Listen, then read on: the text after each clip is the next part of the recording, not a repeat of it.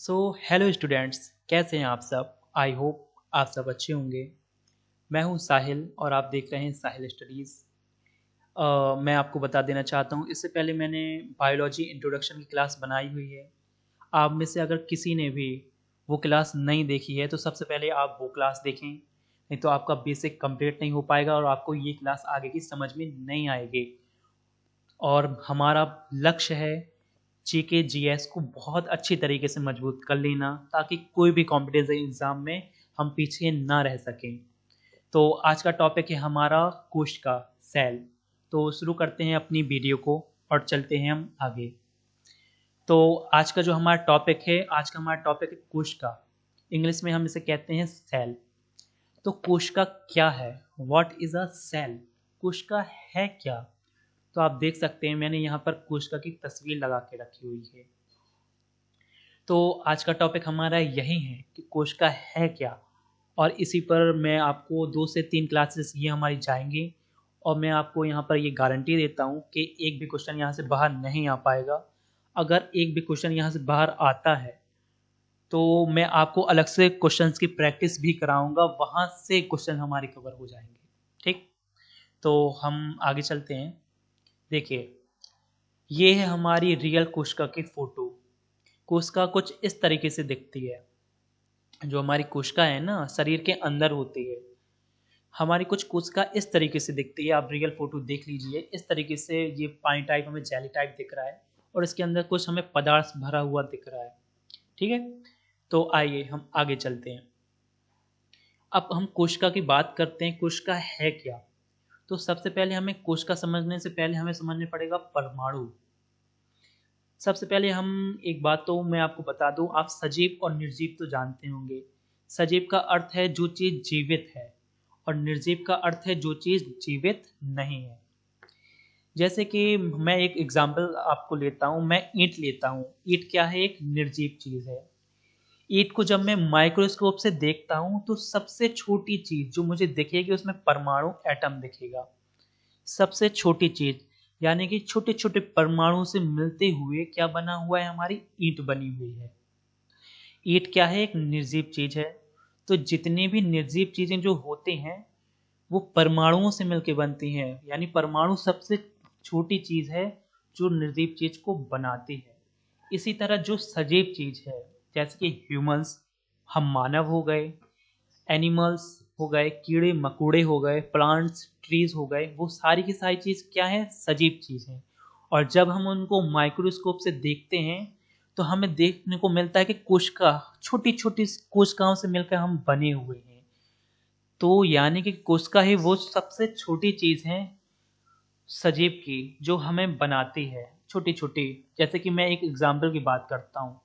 जैसे कि हम अपनी स्किन को माइक्रोस्कोप में देखते हैं, स्किन को यानी कि त्वचा को माइक्रोस्कोप में देखने की कोशिश करते हैं, तो हमें दिखता है कि हमारी जो त्वचा है वो छोटी छोटी चीज़ों से मिल के बनी हुई है। छोटी छोटी चीज़ों से जो हमारी है मिल के बनी हुई है। जब हम उन छोटी छोटी चीज़ों में से किसी एक चीज़ को उठा के देखते हैं तो पता चलता है वही छोटी चीज़ कोशिका है, सेल है। तो कोशिका क्या है? सजीव की सबसे छोटी इकाई कोशिका कहलाती है। आई होप आप समझ चुके होंगे। मैं आपको आगे और क्लियर कर दूंगा। आगे चलते हैं। तो एनसीईआरटी में हमारी डेफिनेशन दी गई है कोशिका के। देखिए, ये फोटो मैंने आपको लगाई हुई है। कोशिका हरी भरी बढ़िया। तो कोशिका जीवन की संरचनात्मक और कार्यात्मक इकाई है। अब हमें यहाँ पर 2 शब्द समझने हैं, संरचनात्मक कैसे और कार्यात्मक कैसे। कोशिका जीवन की संरचनात्मक और कार्यात्मक इकाई है। देखिए, जैसे कि मैंने आपको अभी एग्जाम्पल दिया था त्वचा का। जो हमारी त्वचा है वो छोटी छोटी कोशिका से मिलकर बन रही है। तो क्या है, हमारी पूरी की पूरी एक त्वचा बना रही है ना, पूरी की पूरी एक बॉडी पार्ट जो हमारा है ना वो त्वचा का आकार बना रही है। तो कोशिका क्या कर रही है? हमारी संरचना बना रही है। हाँ, तो संरचनात्मक है। और कार्यात्मक इकाई है। ये जो हमारी ये वाली, ये आपको कोशिका यहाँ पर नजर आ रही होगी, ये बहुत सारे काम करती है। जैसे कि मैं आपको एक छोटा सा एग्जांपल दे रहा हूँ। जैसे कि हम जब भी खाना फूड खाते हैं तो उसमें जो भी प्रोटीन, मिनरल, विटामिन, फाइबर होते हैं वो हमारे छोटे आंत से कहाँ पर जाते हैं? ब्लड यानी कि रक्त में जाते हैं। हम जो हमारे रक्त नलिकाएं होती हैं हम उन्हें धमनियां कहते हैं। धमनियों के बाद वे छोटी छोटी पतली पतली नसों में जाते हैं जिसे हम केशिकाएं कहते हैं। और उन्हीं केशिकाओं के माध्यम से जो हमारे प्रोटीन मिनरल विटामिन हैं वो कोशिका में जाते हैं, इस कोशिका में जाते हैं। ये कोशिका क्या करती है? कोशिका उन्हें यूज करती है, विटामिन प्रोटीन मिनरल सारी इन चीजों को यूज करती है और एक एटीपी जनरेट करती हैं। मैं आपको आगे पढ़ाऊंगा विस्तार से, अभी मोटे मोटे तौर पे बता दे रहा हूँ। एक एटीपी जनरेट करती है जिससे हमें ऊर्जा मिलती है, बहुत सारी ऊर्जा जनरेट होती है और हम चल पाते हैं, फिर पाते हैं, बोल पाते हैं। यहाँ से इस कोशिका से हमें एनर्जी मिलती है पूरे शरीर में। एटीपी जनरेट करती है, पूरे शरीर में एनर्जी मिलती है, यानी कि सबसे छोटी चीज जो हमारी बॉडी में कार्य कर रही है, जिसकी वजह से हमारी बड़ी से बड़ी बॉडी कार्य कर रही है, वो क्या है? कोशिका है। क्या कर रही है? कार्यात्मक इकाई है। तो कोशिका जीवन की संरचनात्मक और कार्यात्मक इकाई है, यानी कि कोशिका ही वह छोटी से छोटी इकाई है हमारे जीवन की, जो हमारा संरचना बना रही है और हमारी सबसे छोटा कार्य कर रही है, जिसके माध्यम से हमारी बड़ी से बड़ी बॉडी कार्य कर पा रही है। आई होप आप समझ चुके होंगे। अगर आप अभी भी आपको थोड़ा बहुत डाउट है तो आप कमेंट सेक्शन में मुझे लिखिए, मैं आपको अभी इसके बाद भी आगे और विस्तार से समझाऊंगा। आगे चलते हैं हम। अब हम कोशिका के प्रकारों की बात करते हैं। कोशिकाओं को हम दो प्रकार से बांट के पढ़ सकते हैं। एक प्रोकैरियोटिक कोशिका यानी प्रोकैरियोटिक सेल इंग्लिश में हम इसे कहते हैं। एक होती है हमारी यूकैरियोटिक कोशिका यानी कि यूकैरियोटिक सेल। आइए अब हम इसको बहुत ही अच्छे से समझते हैं। अब हम इसको संधि विच्छेद करते हैं, यानी कि इस वर्ड को तोड़ते हैं। तो प्रो को हम अलग करते हैं और कैरियोटिक को हम अलग करते हैं। प्रो और कैरियोटिक। जब हम प्रो की बात करते हैं, प्रो का मतलब होता है प्रीमिटिव इंग्लिश में, हिंदी में से हम कहते हैं प्राचीन। और कैरियोटिक, कहीं भी आपको कैरियोटिक शब्द लिखा मिल जाए उसका मतलब होता है केंद्रक। केंद्रक केंद्रक केंद्रक को इंग्लिश में हम न्यूक्लियस बोलते हैं। तो मैं आपको बता रहा हूं कैरियोटिक, प्रो कैरियोटिक, प्राचीन तरीके का केंद्रक। ऐसी कोशिका जिसमें प्राचीन तरीके का केंद्रक पाया जाता हो उसे हम प्रोकैरियोटिक कोशिका कहते हैं। ऐसी ऐसी कोशिका जिसमें प्राचीन तरीके का केंद्रक पाया जाता हो उसे हम प्रोकैरियोटिक कोशिका कहते हैं। कैसे, मैं आपको अभी बताता हूं। अभी आप ये समझिए कि यूकैरियोटिक कोशिका, इसको हम संधि विच्छेद करके समझते हैं। You plus karyotic. यू का मतलब होता है सत्य अथवा वास्तविक। कैरियोटिक का मतलब होता है केंद्रक या न्यूक्लियस, मैंने आपको यहाँ पर बताया हुआ है। तो यूकैरियोटिक का मतलब हुआ ऐसी कोशिका जो सत्य अथवा वास्तविक हो, या इसको सही मायने में मैं कहूँ तो ऐसी कोशिका जो नई कोशिका हो। तो इनमें डिफरेंस क्या होता है? तो आप एक बात याद रखिएगा। देखिए, ये मैंने कोशिका बनाई हुई है, ठीक। कोशिका के बीच में केंद्रक होता है, यहाँ पे ये केंद्रक है, यहाँ पे ये केंद्रक है, ठीक। केंद्रक को प्रोटेक्ट यानी कि सुरक्षा प्रदान करने के लिए एक झिल्ली होती है, झिल्ली, जिसको हम कहते हैं केंद्रक झिल्ली। न्यूक्लियर मेम्ब्रेन इंग्लिश में हम इसको कहते हैं। ये झिल्ली जो होती है केंद्रक को प्रोटेक्ट करती है, सहारा देती है। अगर ये झिल्ली ना हो तो बहुत बड़ी गड़बड़ हो जाए। तो क्या होता है कि जो प्राचीन जो हमारी कोशिका होती है, प्रोकैरियोटिक कोशिका होती है, इसमें केंद्रक झिल्ली नहीं होती। और केंद्रक झिल्ली नहीं होती इसलिए ये कोशिका क्या होती है, हमारी पुरानी कोशिका होती है। और यूकैरियोटिक कोशिका यानी कि नई कोशिका में क्या होता है, केंद्रक झिल्ली होती है जो कि हमारी कोशिका को प्रोटेक्ट करती है। आइए मैं आपको इसे आगे बहुत ही अच्छे विस्तार से समझाने वाला हूँ। देखिए, जो प्रोकैरियोटिक कोशिका है इसमें क्या है, केंद्रक झिल्ली नहीं होती, इसलिए ये अपरिपक्व कोशिका होती है, मैच्योर नहीं होती, बहुत ही घिसी पिटी और पुरानी कोशिका होती है। ये कोशिका इतनी अच्छी नहीं होती और मानी भी नहीं जाती, ठीक है।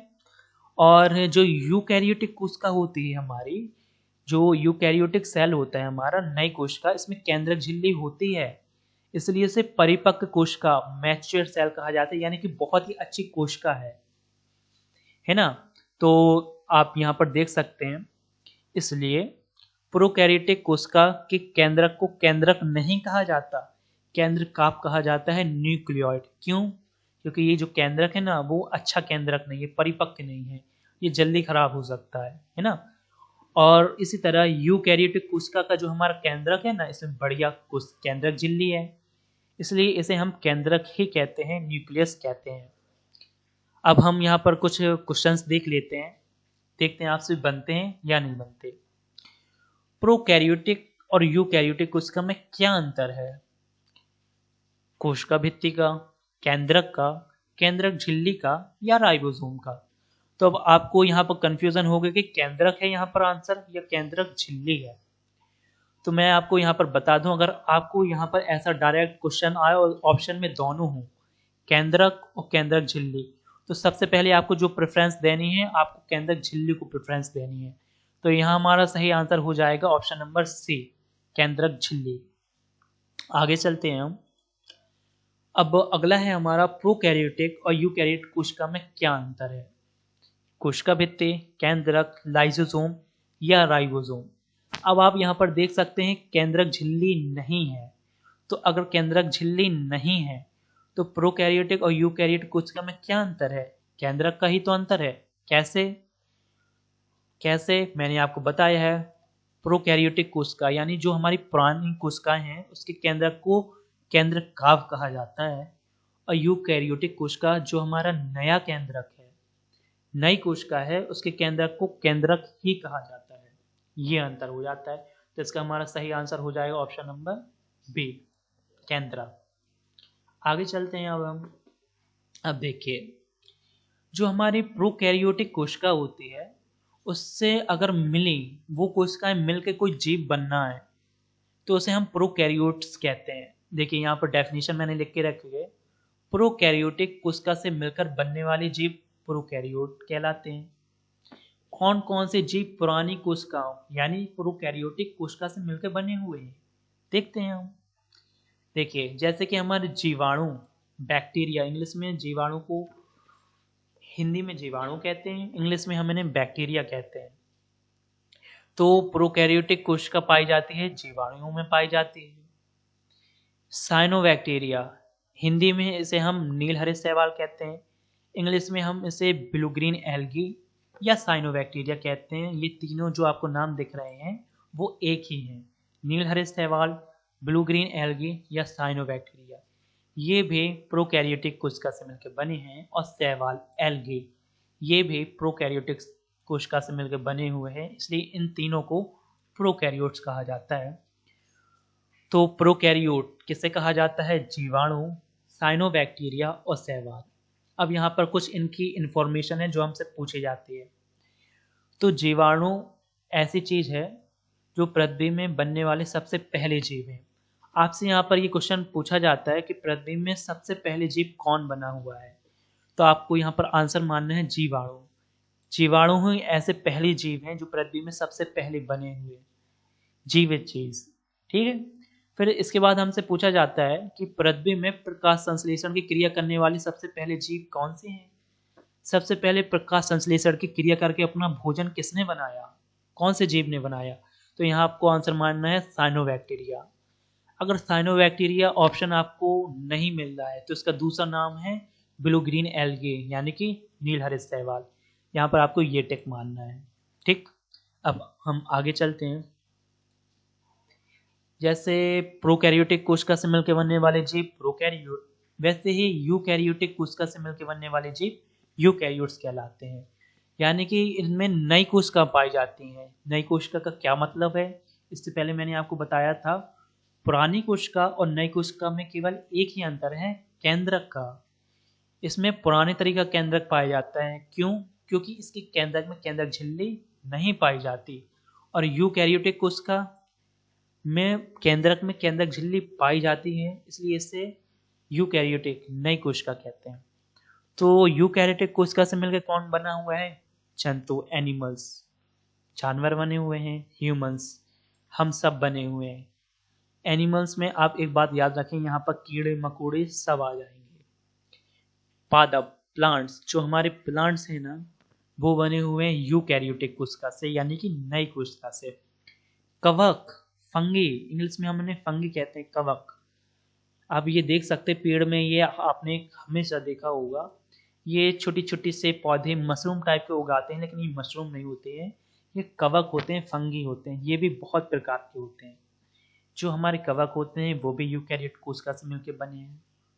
प्रोटोजोआस, ये छोटे छोटे जीव होते हैं, ये आप देख सकते हैं अलग अलग प्रकार के। देखिए छोटे छोटे से, बीमार करते हैं हमें या हमारे लिए फायदेमंद भी होते हैं, बहुत ही अलग अलग प्रकार के।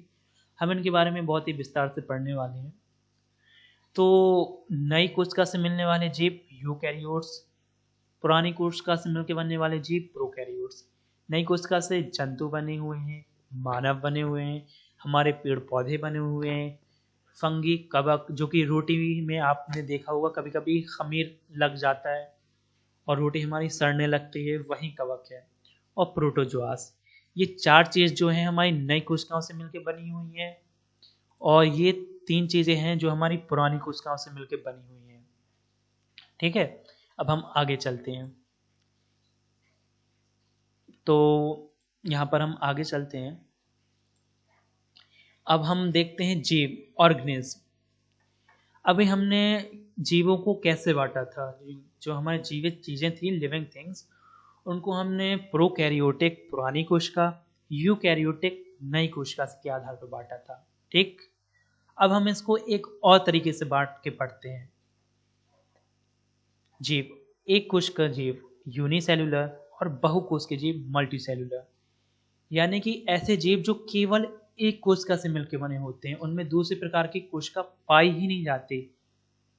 यानी कि एक कोशिका जो है, जो कोशिका है, एक ही प्रकार की कोशिका जुड़ती गई जुड़ती गई जुड़ती गई जुड़ती गई, और उनमें एक ही प्रकार की कोशिका देखने को मिलेगी। दूसरी प्रकार की कोशिका हमें देखने को मिलेगी ही नहीं। उन्हें हम कहेंगे एक कोशिकीय जीव। बहुकोशिकीय जीव क्या है? बहु का मतलब है बहुत सारी, मल्टी का मतलब है बहुत सारी, जिनमें बहुत सारी कोशिकाएं देखने को मिलती हैं। जैसे कि हम अपनी बात करते हैं, ह्यूमंस। आप अपने ब्लड को देखेंगे, जब भी आप अपने रक्त को यानी कि खून को देखेंगे, उनके अंदर आपको मिलेगा आरबीसी। आरबीसी एक अलग कोशिका से मिलकर बना हुआ है। आपको ब्लड के अंदर देखने को मिलेगा डब्ल्यूबीसी, श्वेत रक्त कोशिका, वो भी एक अलग प्रकार की कोशिका से मिलकर बना हुआ है। आपको देखने को मिलेंगे प्लेटलेट्स, वो भी एक अलग कोशिका से मिलकर बनी हुई है। जैसे तो कहने का मतलब ये है कि बहुत अलग अलग कोशिका से मिलकर बनने वाले जीव, अलग अलग कोशिका से मिलकर बनने वाले जीव, यानी कि हमारे अंदर बहुत सारे अलग अलग प्रकार की कोशिकाएं पाई जाती हैं। एक प्रकार की कोशिका से मिलकर हम नहीं बनी, बहुत सारी कोशिकाएं हमारे अंदर पाई जाती हैं। तो बहुकोशिकीय जीव, आइए देख लेते हैं एक ही प्रकार की कोशिका से मिलकर कौन जीव बने हुए हैं। जीवाणु, बैक्टीरिया एक प्रकार की कोशिकाओं से मिलकर बने हुए हैं। साइनोबैक्टीरिया एक प्रकार की कोशिकाओं से मिलकर बने हुए हैं।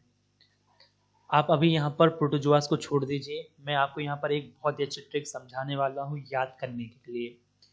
और बहुत सारी कोशिकाओं से मिलकर बने हुए जीव, बहुत सारी कोशिकाएं पाई जाती हैं। कौन कौन? जंतु, एनिमल्स। मैंने आपको फिर से यहाँ कहने जा रहा हूँ, जंतु, एनिमल्स में मानव, ह्यूमन सम्मिलित हैं। कीड़े मकोड़े, ये सब इसी में सम्मिलित हैं। तो बहुत सारी कोशिका जंतुओं में पाई जाती हैं, मानव में पाई जाती हैं। हमारे जो पेड़ पौधे हैं, प्लांट्स, जैसे बायोलॉजी की भाषा में हम पादप कहते हैं, उनमें बहुत सारी कोशिकाएं हमें देखने को मिलती हैं। कवक, फंगी, इसमें बहुत सारी कोशिकाएं देखने को हमें मिलती हैं। अब आप इस प्रोटोजोआस में गौर कीजिएगा, आपको मैं याद करने की बहुत अच्छी ट्रिक बताता हूँ। आपने देखा होगा ये जीवाणु हैं, ये साइनोबैक्टीरिया है, ये हमने कहीं पढ़े हुए थे जब हमने वर्गीकरण पढ़ा हुआ था। तो आप यहाँ देख सकते हैं प्रोकैरियोट में भी जीवाणु हैं और साइनोबैक्टीरिया है। ठीक है, आप देख सकते हैं एक कोश के जीव में भी जीवाणु है, साइनोबैक्टीरिया है। ठीक है, अब आप यहाँ देख सकते हैं यूकैरियोटिक कोशिका में जंतु, मानव हैं, प्लांट्स हैं और कवक हैं। आप यहाँ पर देख सकते हैं कि बहुत सारी कोशिका में भी क्या है, जंतु हैं, मानव हैं, पादप हैं, कवक हैं। तो यानी कि जितने भी प्रोकैरियोटिक कोशिका में जो हमारे थे जीव, वो हमारे एक कोश के जीव हैं, बिल्कुल। जितने भी हमारे यूकैरियोटिक कोशिका में जीव थे, वो हमारे सारे के सारे बहुकोश के जीव हैं, लेकिन केवल एक प्रोटोजोआ। प्रोटोजोआ हमारा यूकैरियोटिक था, लेकिन प्रोटोजोआ एक कोश के जीव है। प्रोटोजोआ में एक प्रकार की कोशिका पाई जाती है। केवल आपको यहाँ पर ये याद रखना है कि प्रोटोजोआ बस को आप एक कोश की जीव कर दीजिएगा, बाकी एक कोश के जीव प्रोकैरियोटिक, बहुकोश के जीव यूकैरियोटिक। अलग से आपको दिमाग लगाने की, याद करने की कोई भी जरूरत नहीं है। अब आप एक बात और याद रखिएगा, यहाँ पर अपवाद बहुत पूछे जाते हैं, एक्सेप्शंस। मैंने आपको पढ़ाया कवक, कवक में बहुत सारी कोशिकाएं पाई जाती हैं, लेकिन एक ऐसा कवक भी एग्जिस्ट करता है इस दुनिया में जिसमें एक कोशिका होती है, तो उसका नाम है ईस्ट, खमीर। खमीर एक ऐसा प्रकार का कवक है जिसमें केवल एक कोशिका पाई जाती है। कवक में बहुत सारी कोशिका पाई जाती हैं, लेकिन ईस्ट, खमीर एक ऐसा कवक है जिसमें केवल एक कोशिका पाई जाती है, और ये बहुत बार पूछा गया, मोस्ट मोस्ट मोस्ट इंपॉर्टेंट है, याद रखिए जी। आगे चलते हैं। अब हम पढ़ते हैं कोशिका विज्ञान, साइटोलॉजी के बारे में। आपको मैं यहाँ पर एक बात कंफर्म कर देना चाहता हूँ, आपको कहीं भी साइटो शब्द लिखा मिल जाए, साइटो शब्द लिखा मिल जाए, साइटो का मतलब होता है कोशिका। साइटो का मतलब होता है कोशिका। इसी तरह आपको बायोलॉजी में कार्डिक शब्द कहीं भी लिखा मिल जाए, उसका मतलब होता है हृदय, हृदय। इसी तरह आपको कहीं भी साइटो शब्द लिखा मिल जाए, उसका मतलब होता है कोशिका। लॉजी शब्द कहीं भी लिखा मिल जाए, उसका मतलब होता है अध्ययन। लॉजी का मतलब होता है अध्ययन, साइटो का मतलब होता है कोशिका। तो साइटोलॉजी का मतलब क्या हुआ? तो साइटोलॉजी का अर्थ है कोशिका का अध्ययन करना। साइटोलॉजी का अर्थ है कोशिका का अध्ययन करना। अब आप यहाँ पर देख सकते हैं, मैंने ये पहले से बॉक्स बना के रखा हुआ है। ये बॉक्स क्यों बना के रखा हुआ है? याद करने में आसानी हो। मैं आपको पढ़ाऊंगा तो ठीक, साथ ही मैं एक स्टूडेंट भी रह चुका हूँ, तो मैं आपको ये भी बताऊंगा कि आपको याद किस तरीके से रखना है। आप बार बार दोहराइएगा, आप किसी भी चीज़ को बार बार दोहराइएगा। मैं आपको पीडीएफ प्रोवाइड कराऊंगा, वो मैं आपको लास्ट में बताऊंगा। लेकिन जो मैं आपको पढ़ा रहा हूँ, आपके पास अगर टाइम है तो आप उसको हाथ से लिखिएगा, प्रॉपर नोट्स भी बनाइएगा, ठीक है। तो साइटोलॉजी में यहाँ पर क्या इंपॉर्टेंट हो जाता है, जो हमारा साइटोलॉजी शब्द है ना, वो किसने दिया? कभी ना कभी किसी ने तो साइटोलॉजी शब्द दिया होगा। तो साइटोलॉजी जो हमारा शब्द है वो दिया हर्टविग ने। ये क्वेश्चन पूछा जाता है। एक शब्द आता है साइटोजेनेटिक्स, शब्द किसने दिया? तो साइटोजेनेटिक्स जो शब्द है वो दिया हमारे एच.जे. म्यूलर ने। तो यहाँ पर जो शब्द के दो क्वेश्चन हैं, वो केवल दो ही क्वेश्चन हमसे पूछे जाते हैं कोशिका पे। साइटोलॉजी शब्द किसने दिया? तो आपको ऑप्शन में रहेगा हर्टविग। साइटोजेनेटिक्स शब्द किसने दिया? एच.जे. म्यूलर ने। ओके। अब साइटोलॉजी के जनक कौन कहे जाते हैं? यानी कि जो हमारी कोशिका है, कोशिका की खोज किसी ने तो की होगी। कोशिका की खोज किसी ने की होगी। जब कोशिका के बारे में हमें पता चला होगा, तो उसको हमने एक अलग से बुक बनाई होगी, एक अलग से क्षेत्र बनाया होगा उसके बारे में जानने के लिए। तो इसलिए साइटोलॉजी के जनक किसे कहा जाता है? Robert Hooke. साइटोलॉजी के जनक रॉबर्ट हुक को क्यों कहा जाता है? क्योंकि इन्हीं ने तो कोशिका की खोज की थी। आगे हम बिल्कुल डिटेल में पढ़ने वाले हैं इनके ऊपर। रॉबर्ट हुक, अगर हम कोशिका के बारे में पढ़ें या आप किसी भी टीचर से पढ़ें और वो टीचर आपको रॉबर्ट हुक ना पढ़ाएं, ऐसा नहीं हो सकता। रॉबर्ट हुक बहुत बहुत बहुत इम्पोर्टेंट है बायोलॉजी में। तो साइटोलॉजी के जनक, कोशिका की खोज किसने की थी? रॉबर्ट हुक ने की थी। आधुनिक साइटोलॉजी के जनक कार्ल पी स्वानसन। आधुनिक साइटोलॉजी के जनक कार्ल पी स्वानसन। अब आप यहाँ पर ये याद रखिएगा, जब साइटोलॉजी के जनक हो गए थे रॉबर्ट हुक, तो हमें बेफालतू का हमारा सिलेबस क्यों बढ़ाया? आधुनिक साइटोलॉजी के जनक क्यों बनाए गए बेफालतू के, इन्हें आधुनिक साइटोलॉजी के जनक क्यों कहा गया जब हमारे पास साइटोलॉजी के जनक पहले से ही मौजूद थे। तो देखिए इन्होंने कोशिका की खोज की, कोशिका के बारे में कुछ चीजें बताई, लेकिन कोशिका के बारे में गहन अध्ययन करके और आगे चीज किसने बताई, कॉल्पी स्वानसन ने। तो अब इन्हें भी तो सम्मान देना था हमें। तो हमने साइटोलॉजी के जनक तो पहले ही रॉबर्ट हुक को कह दिया था, तो अब हम इन्हें कौन सा सम्मान दें। तो इसलिए हमने इन्हें सम्मान देने के लिए इन्हें कहा आधुनिक साइटोलॉजी के जनक, स्काल्पी स्वानसन। इसी तरह कोशिका का अध्ययन या कोशिका के बारे में भारत में किसी ने बहुत अच्छी रिसर्च की, बहुत अच्छा गहन अध्ययन किया और हमें बताया और भारत का नाम गौरव ऊंचा किया, तो हमने इन्हें भारतीय साइटोलॉजी के जनक कह दिया। तो भारतीय साइटोलॉजी के जनक किसे कहा हमने, अरुण कुमार शर्मा को हमने यहाँ पर भारतीय साइटोलॉजी के जनक कहा। तो आई होप आपको बिल्कुल एक एक चीज क्लियर हो रही होंगी। अब हम यहाँ पर आगे चलते हैं। तो अब हम देखते हैं रॉबर्ट हुक के बारे में। मैंने आपको बताया था रॉबर्ट हुक यहाँ पर बहुत ही इंपॉर्टेंट पर्सन है। तो इनकी मैं आपको एक कहानी सुनाता हूँ जिससे आपको बहुत ही मज़ा भी आएगी और दिमाग में भी रहेगी। तो आप याद रखें हमारे रॉबर्ट हुक, इंग्लिश में भी इनका नाम रॉबर्ट हुक है, हिंदी में भी इनका नाम रॉबर्ट हुक है। तो ये है हमारे रॉबर्ट हुक। मैंने यहाँ पर प्रॉपर पिक्चर लगा कर रखी हुई है। तो हमारी जो घटना है मैं आपको बताने वाला हूँ, ये घटना है 1665 की। ये डेट आपको याद करके रखनी है, एग्जाम में कई बार पूछी गई है। जहाँ जहाँ आपको डेट पूछी जाएगी मैं आपको मेंशन कर दूंगा और आपको बता दूंगा। तो हमारे भाई साहब रॉबर्ट हुक थे। रॉबर्ट हुक को एक दिन अजीब सा कुछ लगा। रॉबर्ट हुक के दिमाग में आया कि मैं कुछ करूं, बैठे बैठे मुझे मज़ा नहीं आ रहा। तो ये कहाँ पर गए, रॉबर्ट हुक गए एक पौधे के पास, यानी पौधे के पास नहीं सॉरी, पेड़ के पास गए। रॉबर्ट हुक गए पेड़ के पास। यहाँ पर इन्होंने पेड़ की छाल, जो हमारी छाल होती है ना, छाल लगी रहती है ब्राउन ब्राउन कलर की, कठोर रहती है, उस छाल को इंग्लिश से कहते हैं हम कॉर्क। आपको कॉर्क शब्द भी यहाँ याद रखना है। कॉर्क को हिंदी में लिख के पूछ लिया गया है। तो जो जो पूछ लिया गया है, जो पूछा जा सकता है, मैं आपको सारी चीज़ प्रॉपर बताने वाला हूँ। तो हमारे रॉबर्ट हुक जो भाई साहब थे, इनको चैन नहीं पड़ा। ये गए एक दिन पेड़ के पास।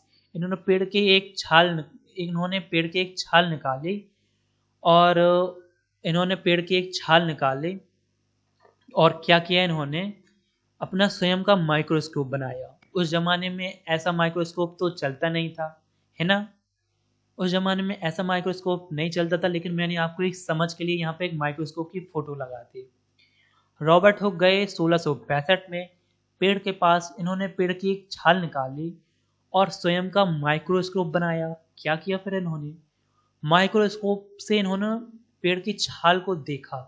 जब उन्होंने पेड़ की छाल को माइक्रोस्कोप से देखा तो उन्हें कुछ इस तरीके से दिखाई दिया। ये जो आपको दिख रही है फोटो, इस तरीके से दिखाई दिया। ये मधुमक्खी के छत्ते जैसे दिख रही है, मधुमक्खी के छत्ते जैसे ये आकृति दिख रही है। देखिए ये जो बॉर्डर है ना, ये बॉर्डर, इसमें ये जो बीच में ये जो खाली भाग है, इन्होंने इसको कहा सेलुला। सेलुला ये खाली भाग है। ये जो ये वाला खाली भाग है, ये खाली खाली से भाग दिख रहे हैं ना, मधुमक्खी के छत्ते जैसे दिख रही है संरचना, और इसके बीच में ये खाली भाग दिख रहे हैं, तो इन्होंने इसे कहा सेलुला।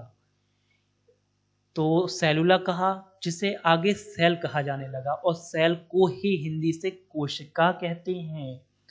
तो रॉबर्ट हुक ने क्या किया, रॉबर्ट हुक ने सेल, कोशिका की खोज की, और रॉबर्ट हुक ने इसे सेलुला कहा, जिसे आगे सेल कहा जाने लगा। यानी कि रॉबर्ट हुक ने कोशिका शब्द यानी कि सेल शब्द दिया, कोशिका का नामकरण किया। तो यहाँ पर हमसे 2 या 3 क्वेश्चन पूछे जाते हैं, मैं आपको बता देता हूँ। कोशिका की खोज किसने की, रॉबर्ट हुक ने की। रॉबर्ट हुक ने कोशिका की खोज कब की, 1665 में की। कोशिका का नामकरण किसने किया, रॉबर्ट हुक ने किया। नामकरण में सेल तो पहले नहीं कहा था, ठीक है। तो रॉबर्ट हुक ने कोशिका को सर्वप्रथम क्या कहा, सेलुला कहा, ठीक है। आइए इसके बारे में मैं आपको डिटेल में लिख के बताता हूँ। देखिए यहाँ पर मैंने सब लिखा हुआ है, आपको बिल्कुल भी टेंशन नहीं लेनी, ठीक है। तो यहाँ पर देखिए रॉबर्ट हुक ने सर्वप्रथम कोशिका की खोज की एवं उसका नामकरण किया। मैंने आपको बता दिया है। रॉबर्ट हुक ने खाली स्थान को सेलुला कहा, मैं आपको बता चुका हूँ, जिसे आगे सेल कहा जाने लगा। तो यानी कि रॉबर्ट हुक ने नामकरण जो किया था सेल का, वो किया था सेलुला, जिसे आगे सेल कहा जाने लगा, है ना। अब आप एक बात याद रखिएगा, पेड़ की जो छाल होती है, जो छाल होती है ना पेड़ की कठोर से, वो मृत होती है, मरी हुई होती है, वो जीवित नहीं होती। तो रॉबर्ट हुक ने जो है मृत कोशिकाओं की खोज की, मरी हुई कोशिकाओं की खोज की, मृत कोशिकाओं की खोज की। यानी कि ये कोशिकाएं क्या थी, इनमें हरकत नहीं थी, ये लिविंग नहीं थी, जीवित नहीं थी। जैसे कि एक पत्थर है, वो कहीं डला हुआ है, वो डला ही हुआ है, वो कहीं कुछ उसमें हरकत ही नहीं है। लेकिन जो एक मछली है पानी में तैर रही है, वो हरकत कर रही है, यहाँ से वहां जा रही है, यानी कि वो जीवित है। उसी तरह जो पेड़ की छाल है वो मृत है, उसमें कोई हरकत ही नहीं हुई। पेड़ जीवित है लेकिन जो पेड़ की छाल है वो मृत है। इसलिए पूछा जाए कि मृत कोशिकाओं की खोज किसने की, तो मृत कोशिकाओं की खोज रॉबर्ट हुक ने की। ठीक है, रॉबर्ट हुक ने कोशिका की खोज की 1665 में, आपको बता चुका हूं। ये देखिए, ये सारा का सारा ये जो मटेरियल है, हमें कैसे पता चला भाई? रॉबर्ट हुक खुद आए थे बताने मरने की बात? नहीं, रॉबर्ट हुक ने एक किताब लिखी थी माइक्रोग्राफिया, माइक्रोग्राफिया, जिसमें इस सारी की सारी बातों का वर्णन है, जिससे हमें पता चलता है कि रॉबर्ट हुक बड़े ही अच्छे इंसान थे और इन्होंने खोज की। तो आपसे पूछा जाए माइक्रोग्राफिया किताब किसने लिखी, तो रॉबर्ट हुक। आगे चलते हैं। तो देखिए, अब जैसे कि रॉबर्ट हुक ने मृत कोशिकाओं की खोज की थी, तो जीवित कोशिकाओं की खोज किसने की? तो मैं आपको इनकी, एंटोनी वॉन लीवेनहॉक इनका पूरा नाम है। आप शॉर्टकट नाम याद रखिए, एंटोनी, एंटोनी, एंटोनी। आपको पेपर याद, आपको पेपर क्रॉस करना है तो आपको सरल, सरल से सरल जो भी आपसे हो सके रास्ता अपनाना होगा।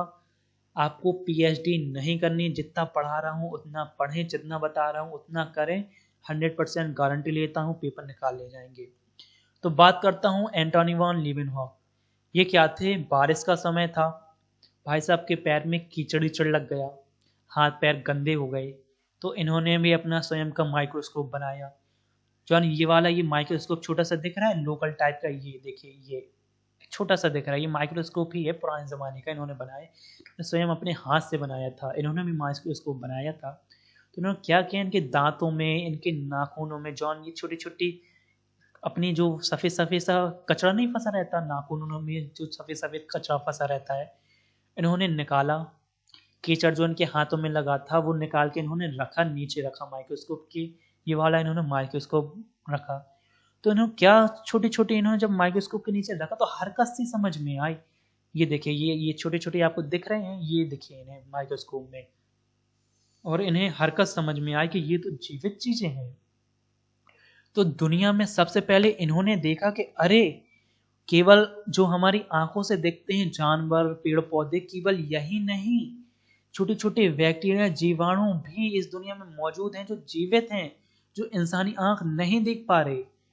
तो आप यहाँ पर क्या समझे? एंटोनी वॉन लीवेनहॉक ने सर्वप्रथम जीवित चीजों की खोज की। उन्होंने इन्हें एनिमल क्यूल्स कहा।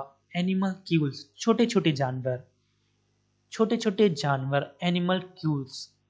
तो आइए, इनके बारे में भी मैंने आपको लिख के डिटेल में मैं आपको बताऊंगा।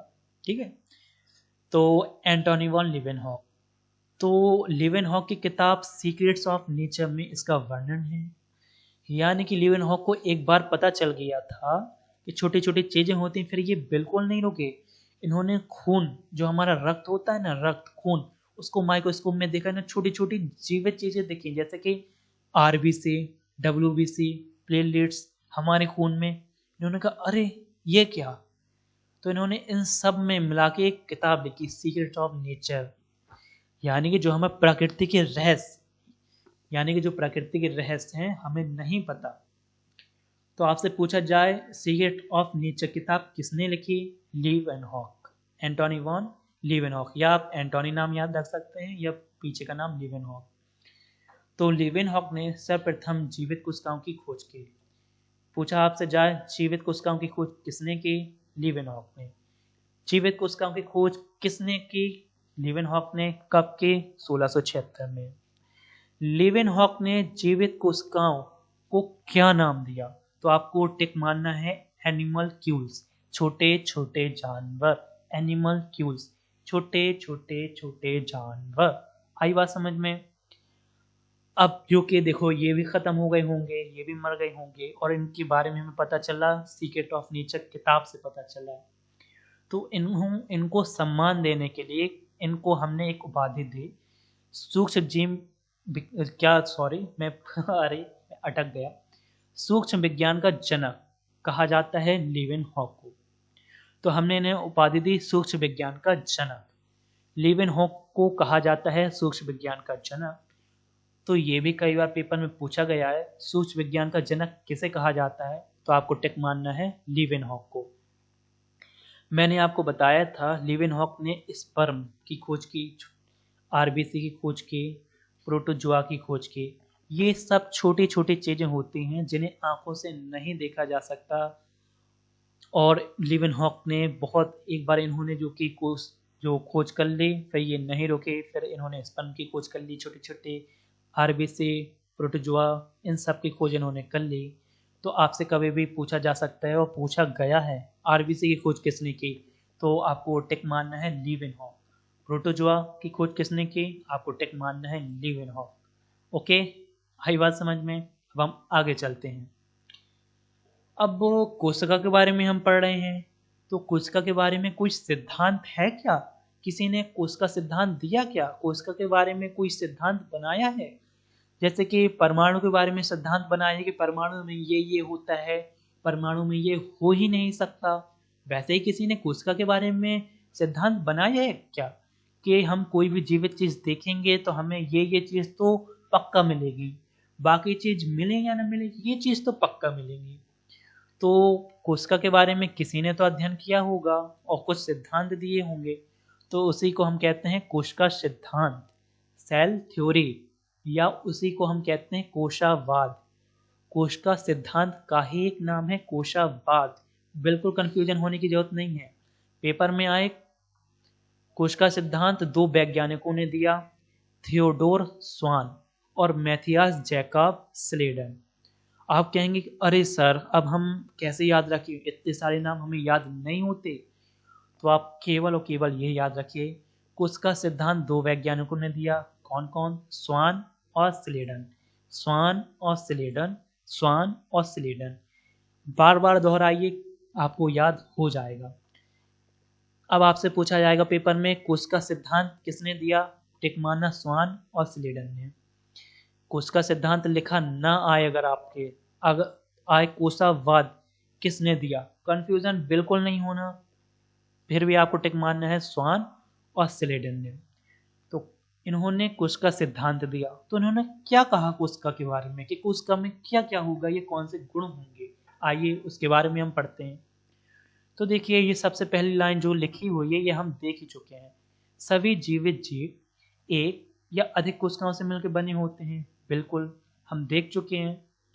जो भी हम देख रहे हैं जीवित जीव हैं वो एक कोशिका या बहुत सारी कोशिकाओं से मिलकर बने होते हैं, मैं आपको पढ़ा ही चुका हूँ।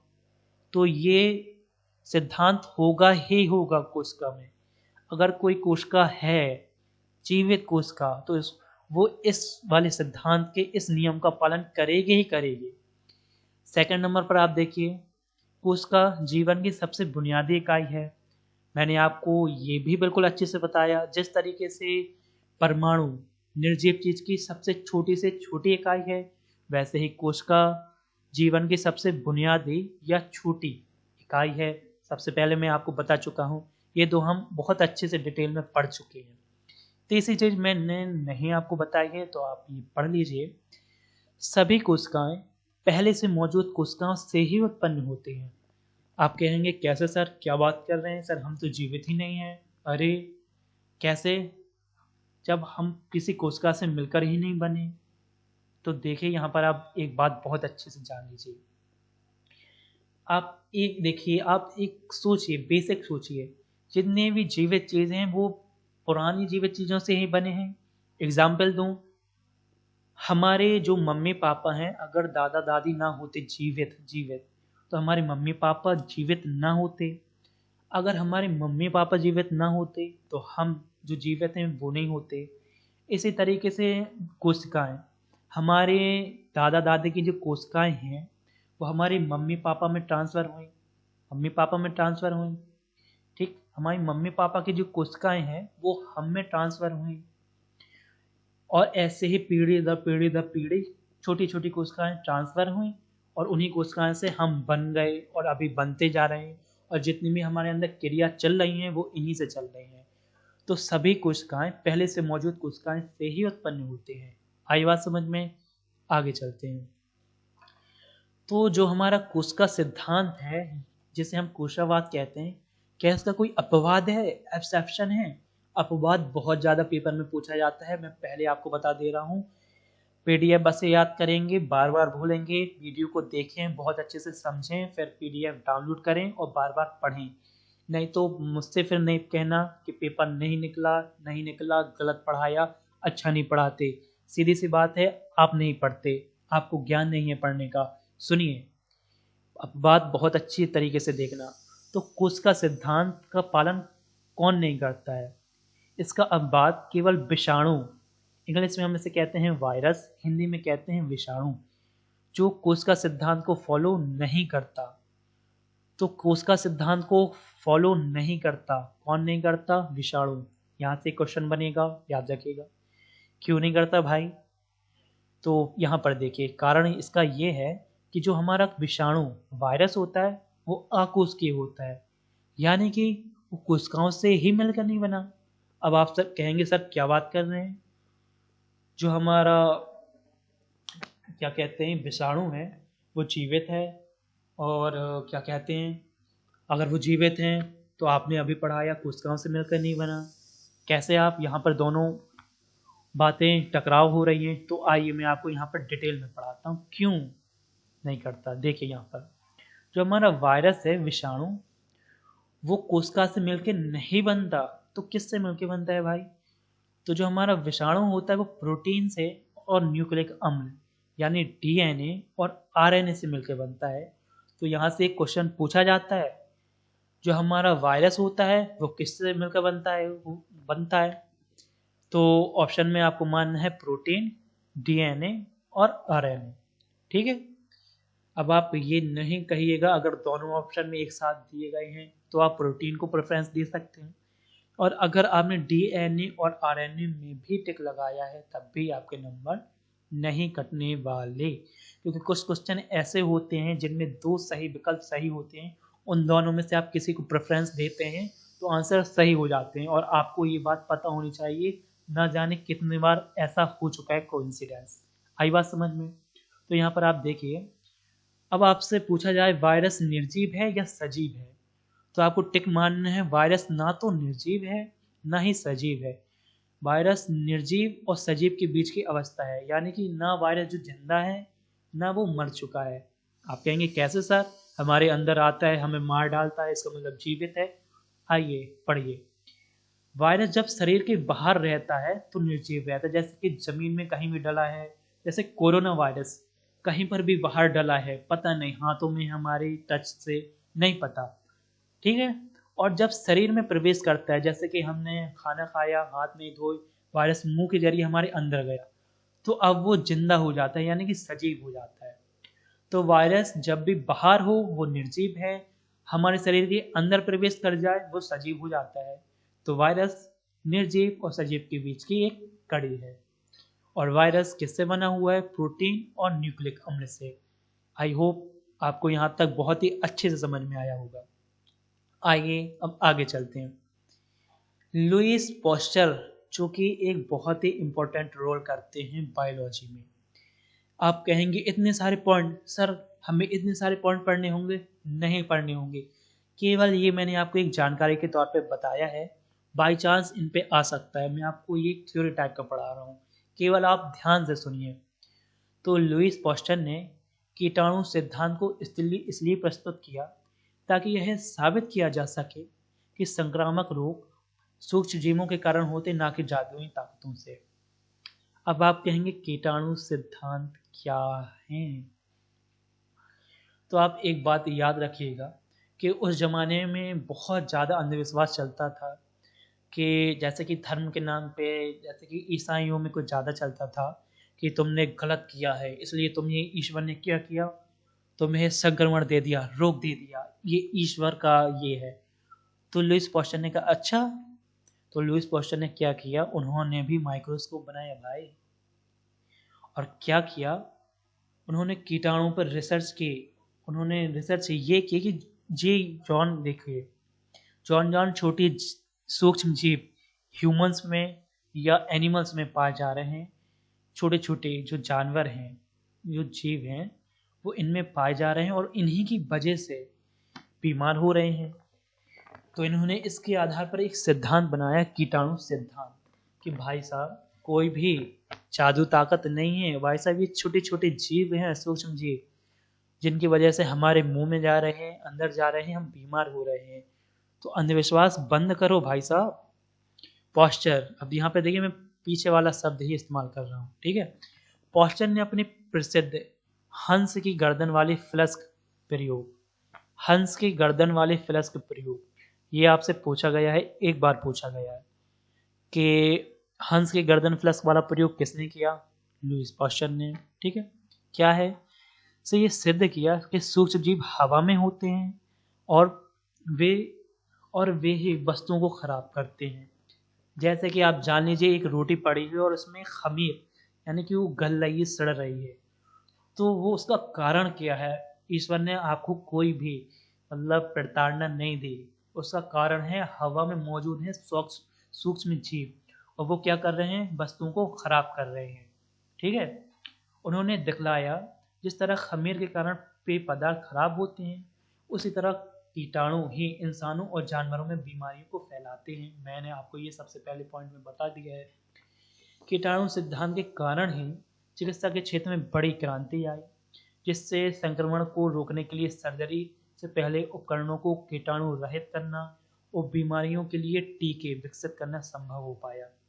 अब आप ये देखते होंगे कि आप बहुत ही डिटॉल का इस्तेमाल कर रहे हैं, कहीं कुछ का इस्तेमाल कर रहे हैं, एंटीबायोटिक चीज़ का इस्तेमाल कर रहे हैं, ठीक है। और डॉक्टर जब भी अपने हाथों में एंटीबायोटिक लगाते हैं कि उन्हें कुछ मतलब वो हो ना जाए, कीटाणु संक्रमण ना फैले, तो संक्रमण का रोग किसने पता लगाया था भाई साहब? लुईस पॉस्चर ने लगाया था। और इनकी वजह से जो हमारा ऑपरेशन होता है ना, जब किडनी का ऑपरेशन का कुछ भी होता है, डॉक्टर साफ सफाई करते हैं, इन्हीं की वजह से, इन्हीं ने बताया था, कीटाणु सिद्धांत दिया था कि भाई साहब कीटाणुओं की वजह से होते हैं, साफ सफाई में रहो तभी बच पाओगी, कोई जादुई ताकत नहीं है, ठीक है। ये आपको याद बिल्कुल नहीं करना, मैंने आपको एक थ्योरी के तौर पे यहाँ पर बता दिया है। तो आइए सिद्धांत क्या कहता है। तो पाश्चर ने रोगाणु सिद्धांत दिया। रोगाणु को ही कीटाणु कहते हैं, इंग्लिश में इसे जर्म्स कहते हैं। तीनों शब्द आपको याद करने की ज़रूरत है, कोई भी आपको पेपर में बताने वाला अलग से आएगा नहीं, और कोई भी रोगाणु सिद्धांत दे देगा या कीटाणु सिद्धांत दे देगा या जन्म सिद्धांत हिंदी में लिख के दे देगा। तो तीनों ही अवस्था में किसने दिया? पॉस्चर ने दिया।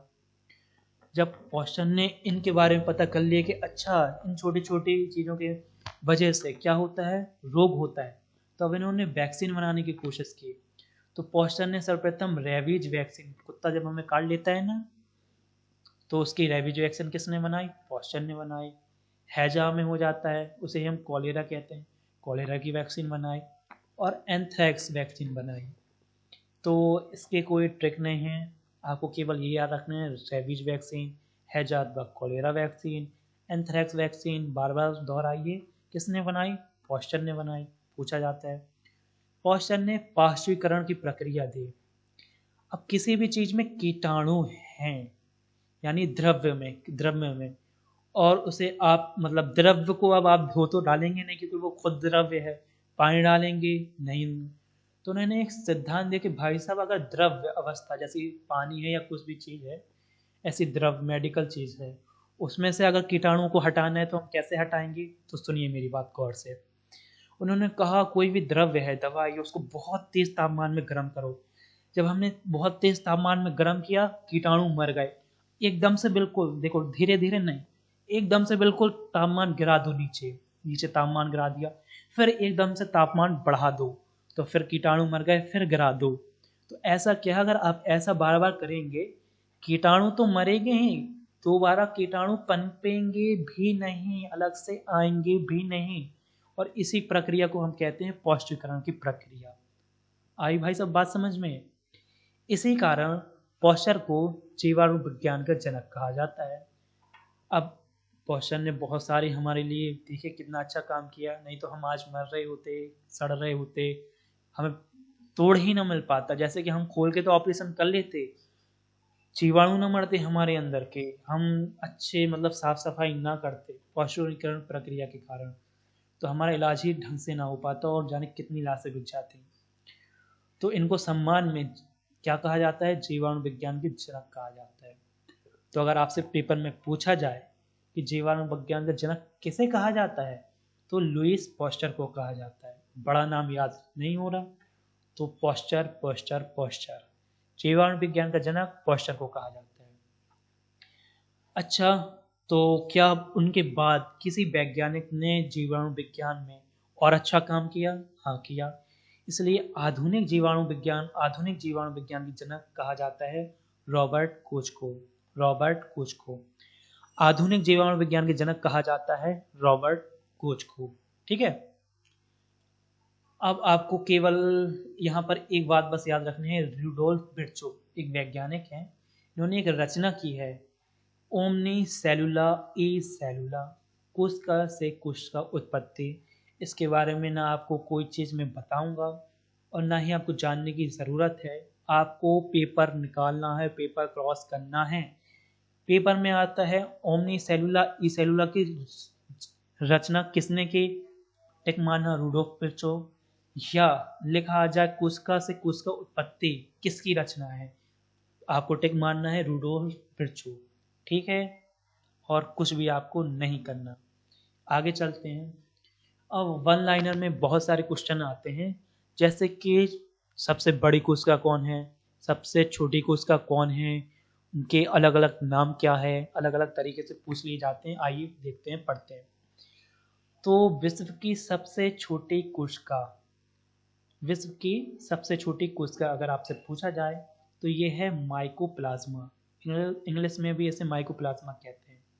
देखिए इसके बारे में थोड़ी चीज़ डिटेल में पढ़ लेते हैं, ये बहुत इंपॉर्टेंट है, बाकी हम वन लाइनर में पढ़ेंगे। ठीक, तो माइकोप्लाज्मा एक जीवाणु यानी बैक्टीरिया है, लेकिन इसके पास कोशिका भित्ति नहीं होती। मैंने आपको बताया था जितनी भी कोशिकाएं होती हैं ना, तो उनमें प्रोटेक्शन के लिए बाहर देखिए ये कोशिका भित्ति होती है।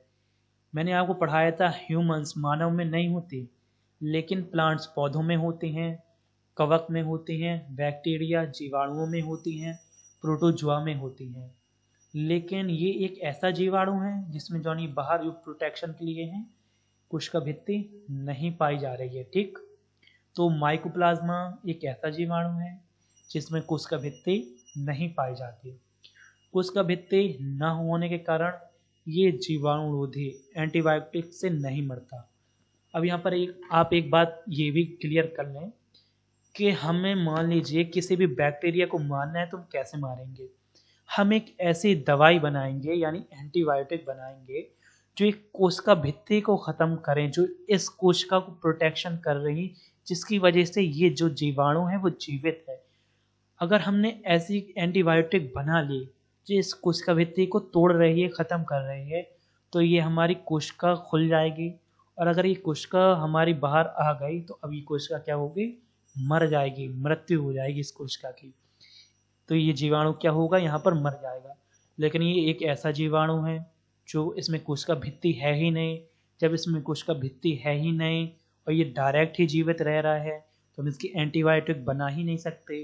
जब हम इसकी एंटीबायोटिक बना ही नहीं सकते तो भाई साहब इसको मारना संभव नहीं हो पाता। बार बार आकार बदलता रहता, कहीं कुछ ऐसा आकार, कहीं ऐसा आकार, कहीं गोलाकार, बार बार आकार बदलता रहता है। ठीक है। अब आपसे पूछा जाए माइकोप्लाज्मा का अन्य नाम क्या है, इसे पीपीएलओ प्लूरोपेनोमनो लाइक ऑर्गेनिज्म कहा जाता है। अब आप मुझसे यहाँ पर बिल्कुल भी जिद मत कीजिएगा कि हिंदी से लिखिए, यहाँ पर आपको इंग्लिश से ही याद करना पड़ेगा, और अगर आपसे इतनी इंग्लिश नहीं आती फिर तो बहुत बड़ी गड़बड़ की बात है। माइकोप्लाज्मा को और क्या कहा जाता है? माइकोप्लाज्मा को MLO, मॉलिक्यूल लाइक ऑर्गेनिज्म कहा जाता है, और इसे क्या कहा जाता है? जोकर लाइक ऑर्गेनिज्म भी इसे कहा जाता है, जोकर की तरह दिखने वाला, मॉलिक्यूल यानी कि अणु की तरह दिखने वाला, PPLO, पिलुलो लाइक ऑर्गेनिज्म की तरह दिखने वाला। मैं इसको आपको अलग से नहीं पढ़ाने वाला, ये माइकोप्लाज्मा के ही 3 अलग से नाम हैं जो पूछे जाते हैं, आपको याद कर लेना है। विश्व की सबसे छोटी कोशिका माइकोप्लाज्मा। माइकोप्लाज्मा क्या है? एक जीवाणु है। आगे चलते हैं, ठीक है। तो जंतु जगत की सबसे लंबी कोशिका यानी कि लंबी की बात करें तो लंबाई ये कहलाती है। तो जंतुओं में सबसे लंबी कोशिका न्यूरॉन है। ये न्यूरॉन है हमारे अंदर पाए जाते हैं, ठीक है। न्यूरॉन हमारे पूरे बॉडी में पाए जाते हैं, और दर्द रिसेप्टर्स के भी यही दर्दों को, जैसे हमारी एक उंगली कटी, ये हमारी एक उंगली है और ये हमारा एक मस्तिष्क है।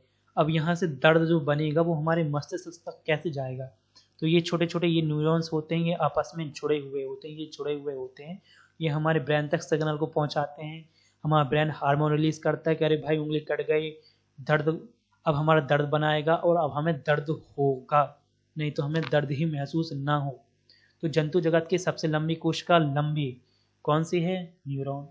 जंतु जगत की सबसे बड़ी कोशिका शुतुरमुर्ग का अंडा, ऑस्ट्रिच एग, लगभग 1.4 किलोग्राम भारी होता है, 15 सेंटीमीटर लंबा होता है।